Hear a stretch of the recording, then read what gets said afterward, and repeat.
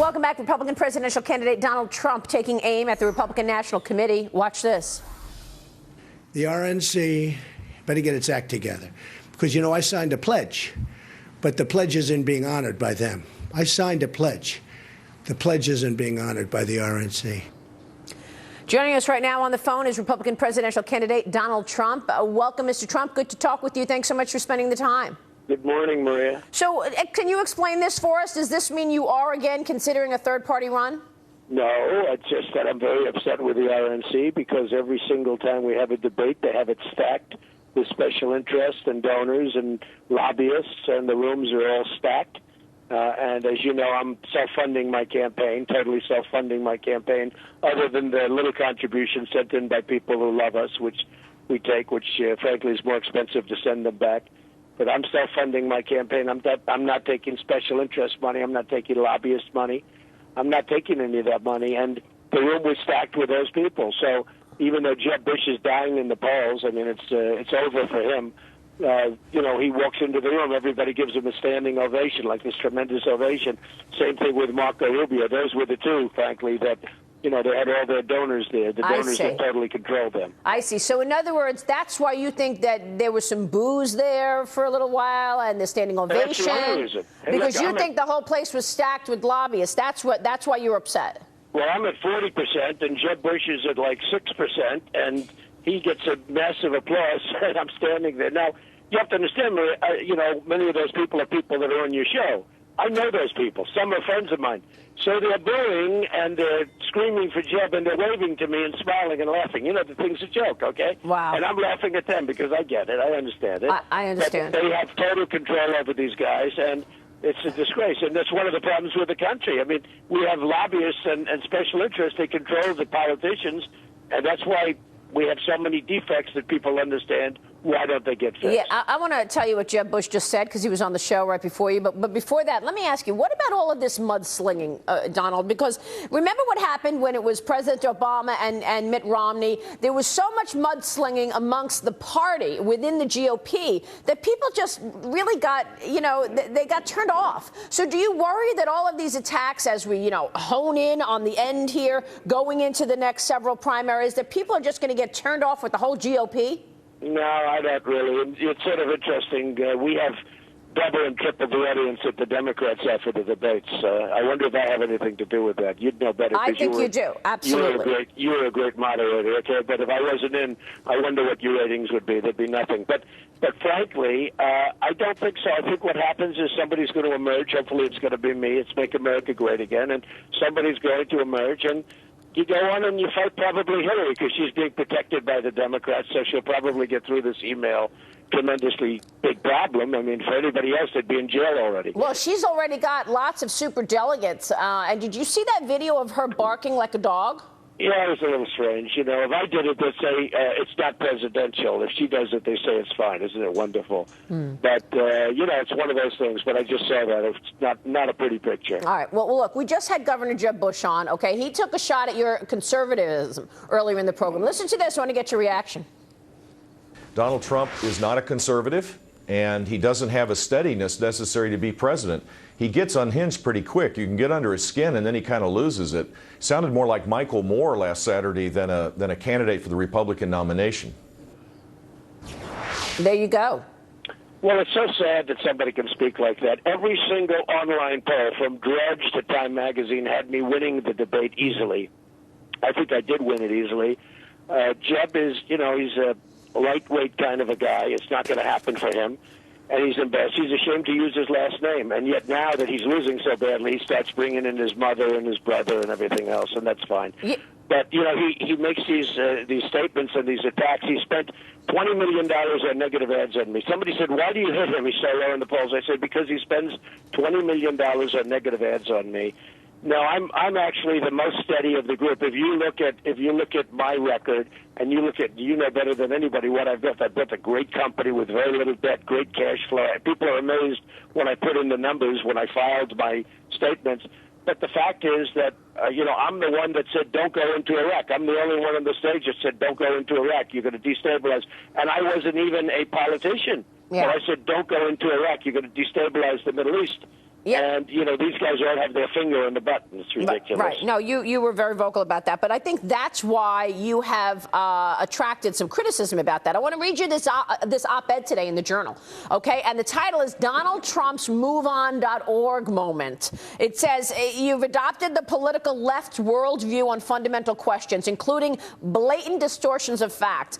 And this theory that George W. Bush administration deliberately lied to get the U.S. into the Iraq war. You can call it whatever you want. I want to tell you they lied, is what you said, replying to the CBS moderator. They said they were weapons of mass destruction. There were none. Now, you know that there's been years of investigation on this, Donald, and countless memories, and there is no evidence for this claim, none whatsoever.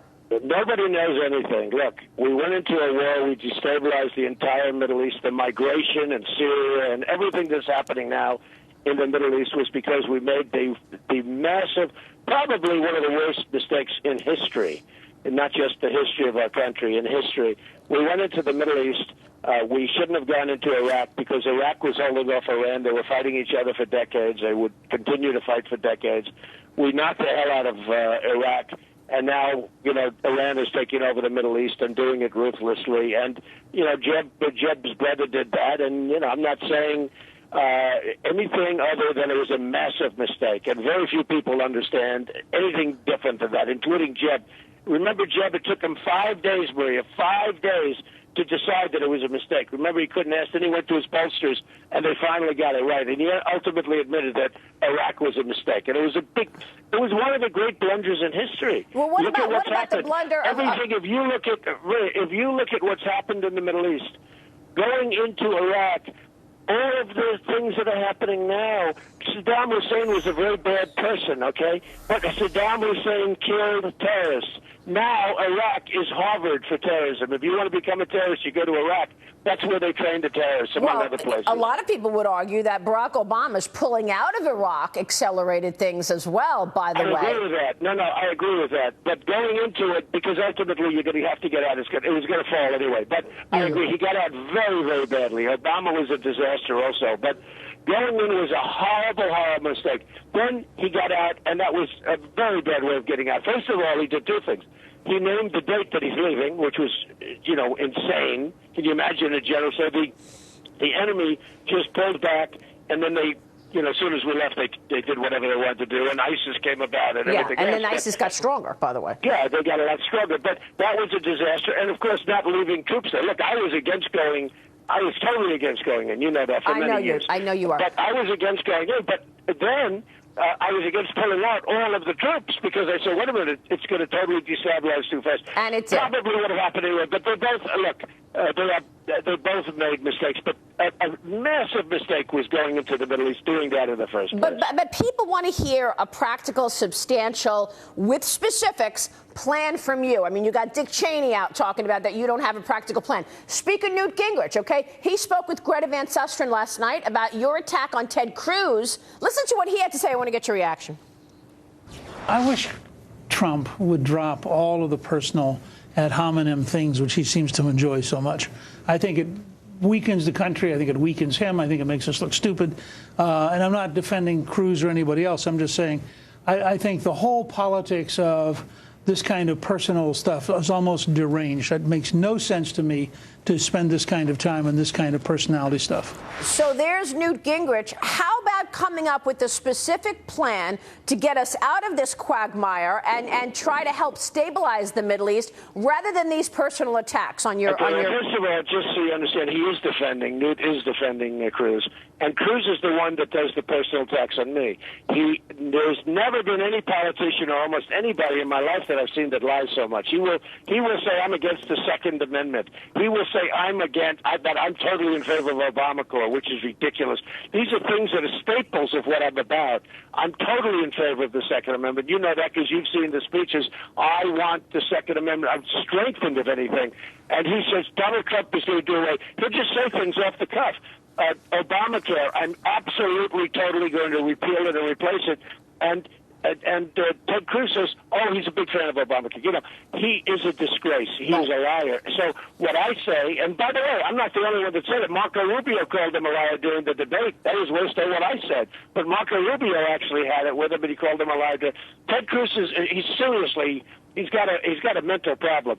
Ted Cruz is a liar. He's got a problem, but he's a liar. I've never seen anybody to that extent. Okay. You've got to jump. We need a plan to get out. We got to get out because we have to rebuild our country. We have a problem. It's called ISIS. They chop off heads. They're horrible.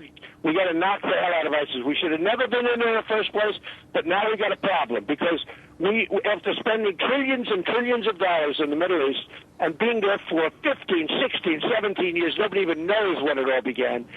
We've regressed. In other words, we're in much worse shape than 15 years ago. Had the politicians gone to the beach and done nothing about the Middle East, we would have been in much better shape than we are right now, obviously. I mean, if, we did nothing, we would have been, and we could have rebuilt our country because our roads are falling apart. Everything's falling apart. Our airports, our roads, our bridges, our tunnels.